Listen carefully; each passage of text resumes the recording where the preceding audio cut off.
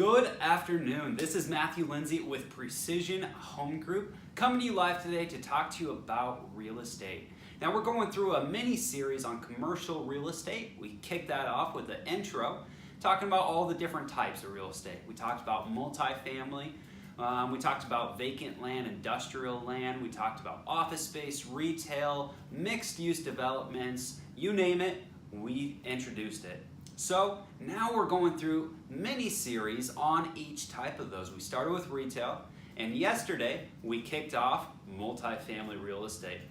Now, if you've been following me for any amount of time, you know that I'm passionate about multifamily. I love multifamily just because of all the things that it offers. So yesterday we introduced multifamily through what we call strategic analysis. Now, this is a 4-part series on different things to look at if you are looking to invest or purchase any real estate, any commercial real estate. So what are those 4 things? Well, here you go. The first one is going to be a market and competitive analysis. The second one is going to be a legal and political analysis. Then we're actually going to get into the financial analysis of that, and then lastly, a site and location analysis. So we introduced what those were yesterday. Now, today I'm going to dig deep into them, sink our teeth, really kind of explain them, give you further information on them, so if that, when you look for multifamily real estate, or if you are currently looking for multifamily, you know what to look for. So we're going to start today with a market and competitive analysis. Now, that sounds big terms. You may not know what they mean, but by the end of today, you're definitely going to understand what that means. So let's just dig right into it. So if I'm going to do a market and competitive analysis for a piece of real estate, multifamily, depending on, doesn't matter how many units are in it, I need to look into this piece of property and make sure that it is good to go. Make sure that it checks all the boxes and make sure that it's a good decision. So the first step for a market and competitive analysis is I'm going to start broad and then get narrow. So I'm going to look at what is the local economy doing. Is the local economy of wherever you're purchasing, is it growing, is it stagnant, or is it declining? And I would argue that if something is stagnant, that it is actually declining because people and inflation take place. As inflation takes place and it grows, if you're staying stagnant, you're not growing at that rate of inflation, you're actually dying. You're losing value, right?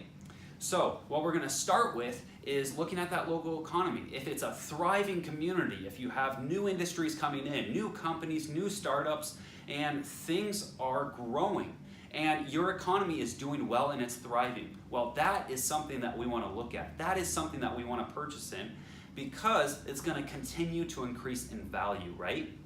Now, if I'm looking at a dying economy, if I'm looking at a local economy that has not seen any growth in quite some time and it's on the decline, a lot of people do look at that and say, hey, well, maybe I can buy something low and we can sell something high. That is a tactic people use, but I will say this, it is a huge risk. So you got to be clear with what you're willing to do when it comes to risk.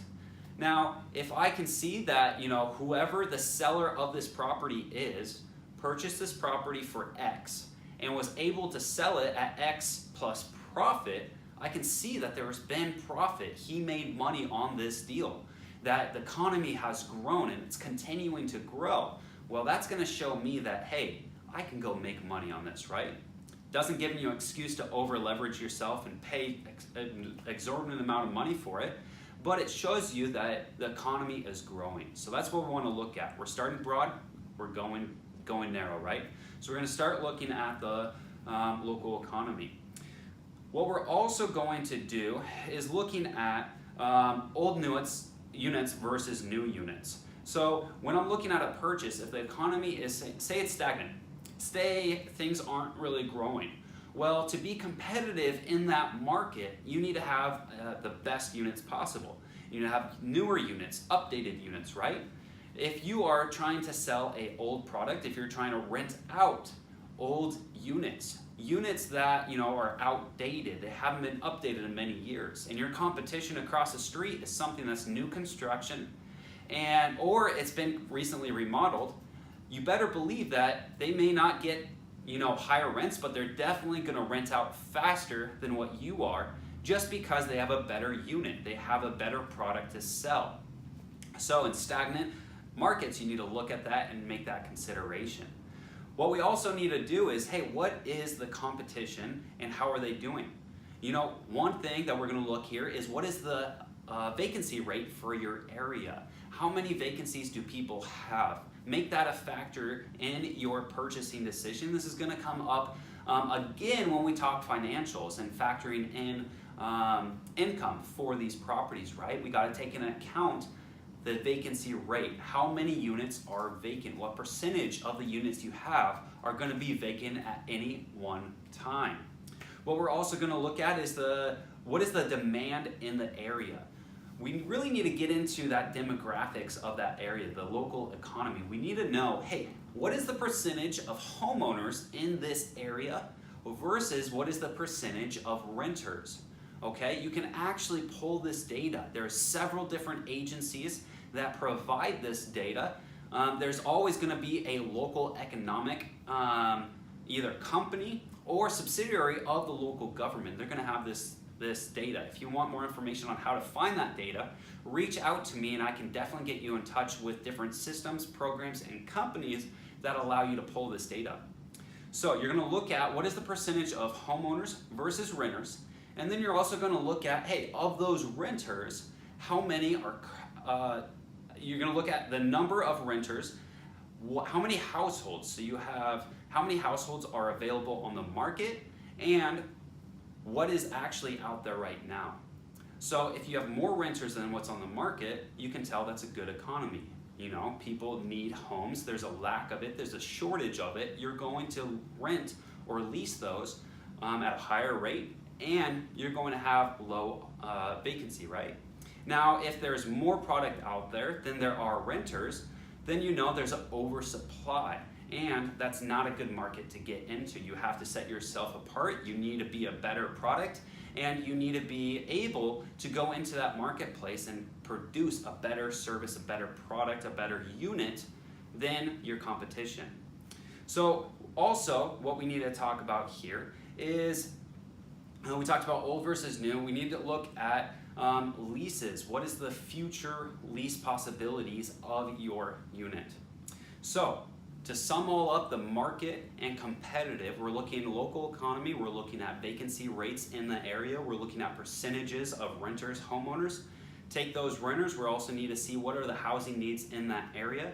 And we're gonna go broad first and get really narrow. So economy down to, hey, in your area, who is your direct competition and how are they doing?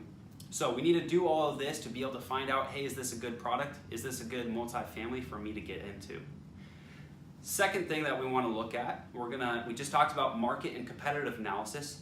Now we're going to move over into that legal and political analysis realm. Now, what we're looking for in here is, first thing is zoning changes. A lot of this is going to be zoned multifamily. Depending on the size of the product that you're buying, depending on how many units you're purchasing, is going to depend on, one, where it's located, but two, it's going to depend on the zoning. There's multifamily, there's other zoning classifications that this could fall into. So you really got to look at, hey, what is the zoning regulations for my area? If it's an old building, you got to see, hey, has there anything been updated? Is there new pending regulations? Is there new pending zoning changes in your area? And if so, how will those affect me if I purchase this property? What we're also going to be looking at is, I got to do my legal due diligence, right? So that's going to be working with the title company and researching the title of the property. Hey, is it free and clear? Is there liens against it? Is there things that are going to impede me from actually taking ownership of this and exiting the deal? Because you always want to look for the exit of the deal when you're purchasing. How am I going to get out of this in the future? And how am I going to get out of this with a profit?